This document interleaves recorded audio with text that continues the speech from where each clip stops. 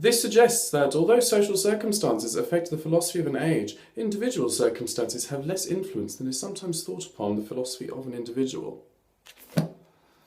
Why the big book, you ask? Oh, who doesn't like a bit of light reading?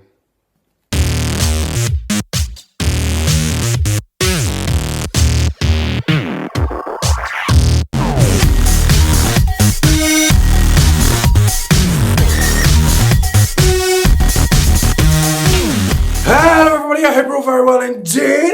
Welcome back to the Kiki, guys. Thank you so much for joining me this week for episode 6, also known as numero 6. What an episode this week. We have some tea to spill and some heavy reading to do. So let's get straight into the shall we? First things first, the queens go back into the workroom and there's like literally no time spent talking about Acid Betty apart from Kimchi just being like, yeah, Acid Betty has got. I'm like, bitch! It was all very much like, okay, Acid Betty, bye, Kevix, bye. Anyway, moving on. And Thorge is all like over the fact that Bob keeps winning, and Bob does seem to be a little bit of a showboat, only in the sense of that he is the shit and he knows he's the shit, but I can understand how that on like a 24-hour scale for a few weeks could start to become grating. So the mini challenge this week is one of my personal favourite mini challenges. It is where you need to get out your library cards, darling.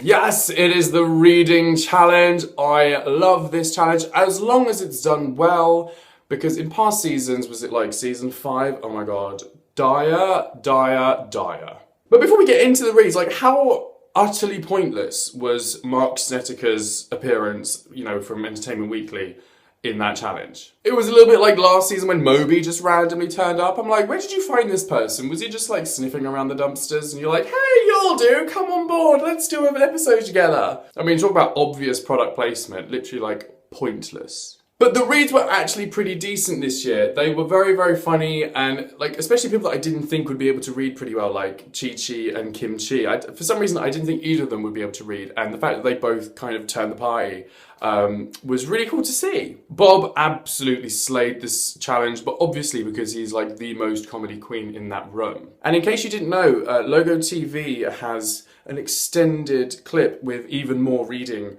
on the website, and that is funny. There are some really good reads in there, and like a third of that is just Bob's reads because they are so good. But now's the fun part, because no reading week is complete without a little Kiki reading of our own. That's right, kitty girl, we are about to read these queens for filth. Hashtag reading week. I am going to do my own reads of the queens right now, and I would like you guys to also put your own reads of the current queens into the comments below. And hey, let's be all inclusive. Let's read any queen you want from season 8. Let's go. Chi-Chi Devane. I don't need to read you, darling. You thought New England was in Europe. You've done the work for me. Kimchi. To say you have 2 left feet is quite frankly insulting to left feet everywhere. Thorgy Thor. With those tentacles coming out of your head, you'll forgive me for thinking that you were the Kraken. Derek Barry. Hit me baby one more time? Gladly. Naomi Smalls. Are you a fan of rock climbing? 'Cause your toes sure seem to enjoy it hanging over a cliff edge. Robbie Turner. I was glad to see that you decided to do your lip sync for your life on wheels. You know, casters are such a good way of moving around heavy, old, awkward objects. Don't you agree? Bob the Drag Queen. It's a shame you didn't name yourself Bob Ross, because at least then you may have had half a chance of being able to paint decently. Ooh, bitch, she went there. I would say the library is closed, but where's the fun in that? So Bob wins the mini challenge because, duh, they were the funniest reads. Like, obviously he was going to win this one. Also, I've got to say, I'm really sorry if my lighting keeps going backwards and forwards. We've just had like a really random bout of sunshine in this country, and I haven't quite dealt with how that's going to affect my studio setup, because I have a window right there and the sunlight keeps like going in and out and out. I'm like, girl, don't you see I'm trying to film the Kiki here? So the main challenge is the makeover challenge, and we have the cast of Little Women of LA, I think it's called, walk into the workroom, and they each have been given a character from the book The Wizard of Oz. And each one got to choose their respective drag queen that they wanted to help them with the challenge. In this episode as well, we got a lot of workroom action. There was a lot of time devoted to it, which is nice and refreshing to see, especially after last year, which had basically nothing. In fact, I think there was more workroom action in this one episode alone than all of season 7 combined. Although that being said, considering there was so much time devoted to it, there was literally nothing about the shade tree. Once again, the shade tree sits alone, unwanted, unloved, and feeling like a colossal waste of money. Oh, and can we just have a moment? We find out that Bob's purse has a name. It is called, drumroll please, Purse. Although highly uninnovative, I also absolutely love it. Cartoon Network, Nickelodeon, one of you, can you commission a cartoon series of, Purse's adventures? Either way, Purse is clearly the Ornacia of season 8. So then, as I say, all the workroom action, I won't go into too much depth because it was just, it was nice to see, but there wasn't really a whole lot to talk about other than the fact they were, designing stuff and people looking at each other like, oh, that's not very nice, and oh, that's really cool, oh, it's just the same old, but it was just nice to see it. So then the next day comes and Bob walks into the workroom and realises that his outfit has broken on him and he has minutes to put a whole new look together. And with 15 minutes to go, he is still not in drag, not in makeup, just on his boy self. Part of me thought, wouldn't it be really funny if he said, you know what, sod the drag, I'm just going to walk out with Purse and just own the stage. Was I the only one thinking that? I thought that would have been quite fun, really. I mean, it would have put him in the bottom 2, but then he would have been the first queen to lip sync for your life, not in drag, and probably win, so that would have been interesting. So then we get to the runway, and the judges this episode are Todrick Hall and Marc Jacobs. First of all, what the hell was Todrick Hall wearing? Does he not realise that Marc Jacobs was going to be sat on the same table as him? I mean, I get what he was trying to go for, this sort of Wizard of Oz kind of thing, but it was more just a little bit Emerald shitty. See, I told you the library's got to stay open. It is way more fun. And seriously, how did they manage to get Marc Jacobs to get on the show? How awesome is that? I was just gagged. I was totally gagged. So let's get talking about the looks on the runway, shall we? Oh my god, so Bob looks like a cross between Glozell and any generic random pageant mum / soccer mum. She was giving me very much, she'd just gone, done, parked up her SUV to pick up her kids from a dance recital, but she'd got to be home by 4 to put the dinner on. I'm not gonna lie, she looked really out of place next to her little woman, because the little woman actually looked like Glinda. I could see the inspiration, but with Bob, I nearly said Glozell, that is so wrong. But with Bob, it was just none of it seemed to work. It just looked so pedestrian, and yes, it was well constructed. Yes, she made it herself, but Glinda the Good? Nah. Naomi was flawless. Bitch, have you been hiding this whole time? Quite frankly, if this is what you can turn out, why on earth have you been turning out the same damn look every damn week? A 2-piece and a bit of chiffon does not an outfit make. If you can do that kind of thing, you need to be doing that every damn week. As much as I loved what she put on the runway, it also highlighted to me that she's not really put out that much interesting stuff over the last few weeks. And it really hit the point home that this bitch is talented and she's not using it. So I was like, for God's sake, I do not want to see any more 2-pieces and a bit of robe.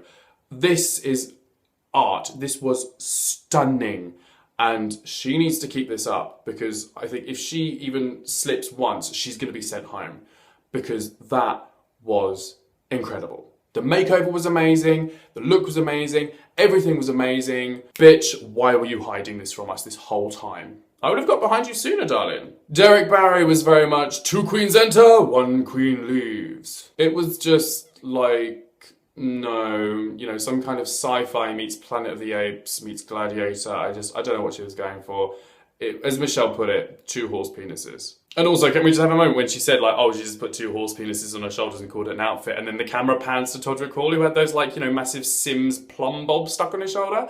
I was like, oh, these editors are shady as hell, and I am loving it. Thorgy Thor, what time is it in Emerald City? About 4:20?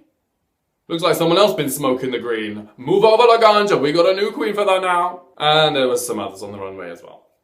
And then the queens have to do this really random dream sequence. I get what they're trying to do. They're just trying to pad out the episode a bit more, especially with this whole idea of, the poppy fields and stuff. But it was just really awkward. It was just weird to watch. Like, I know they try and do something with, you know, in terms of a choreographed piece in the makeover challenge, but I was just a bit like, okay. It just didn't feel cohesive. Am I the only one? It just felt a bit like odd.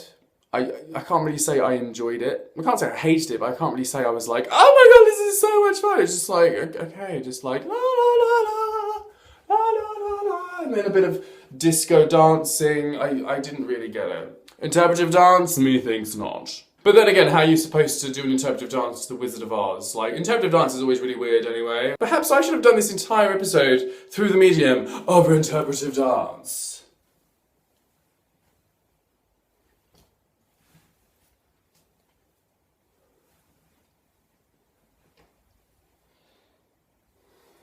So the critiques come and go, the people that were read, and the people that were praised.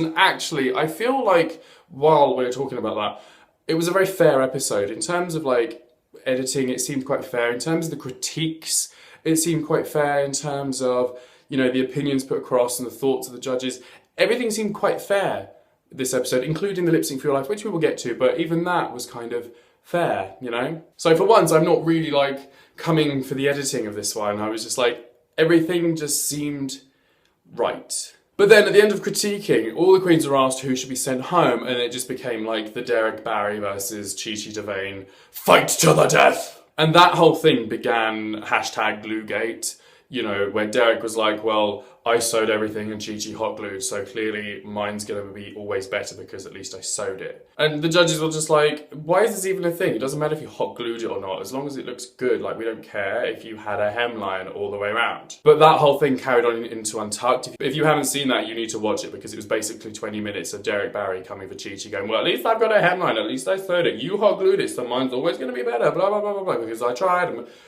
bitch, like, oh my god, get a grip, let it go.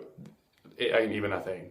And oh my god, can we just have a moment for when Ru called Derek Barry Britney in the judging? I thought that was sublime. It just so fun, and it really is like hits the point home that they're getting confused between who's who. So Naomi wins the challenge, and deservedly so. That was stunning. But you know what was really awkward? She won £1,000 worth of spa treatments or something for winning the main challenge, and yet Bob won $1,500 of drag jewels or something for the mini challenge. And I'm just like, surely you should win more for the main challenge than the mini one.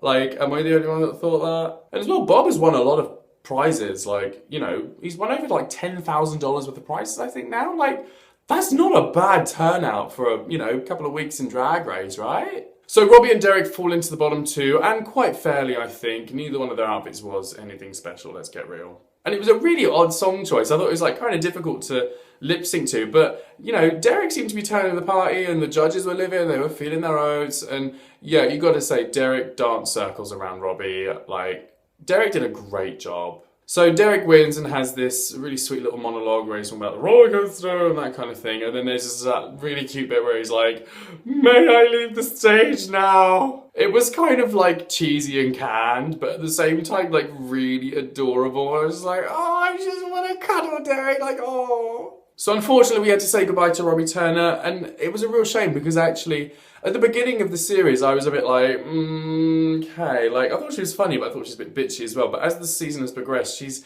really, like, shown a really fun side to her. And I've really enjoyed getting to know her as a queen, so it's gonna be sort of a shame to see her go, but such is life. And I loved how she left the stage by saying good morning. So I really want to like start bringing that back where, you know, instead of just saying goodbye or, you know, see you later or whatever, I want to start bringing back, you know, good morning as a term of farewell and good afternoon as a term of farewell and things like how do you do. I want to bring back how do you do. So we need to start doing that, guys. How do you do? And as a final note, Acid Betty would have slayed this challenge. I'm just saying. RJS. So anyway, that is everything, guys. Thank you so much for watching if you have gotten to this point. What did you think of the episode? Did you enjoy it? Did you like the reads? Did you like the outfits of the Wizard of Oz challenge? What are you looking forward to? Etc, etc, the usual. Let me know in the comments below. And also do not forget to include the reads of your queens. Put them there as well. I cannot wait to see what you guys are going to come up with because I know you all can read for filth. It's why we all get on so much. We're all just bitches at heart. Please drop this video a thumbs up. And if you haven't already, please hit the little subscribe button down there. Come join our community because we're all friends here. And to continue the conversation, you can follow me on social media. I have Facebook, Instagram, and Twitter. Just search for Chris Says It. You should find me, follow me, say hi, get in touch. Well, until next week, guys, when we shall meet again for the Kiki, be good, be safe, keep out of trouble, stay fierce, and I will see you guys later.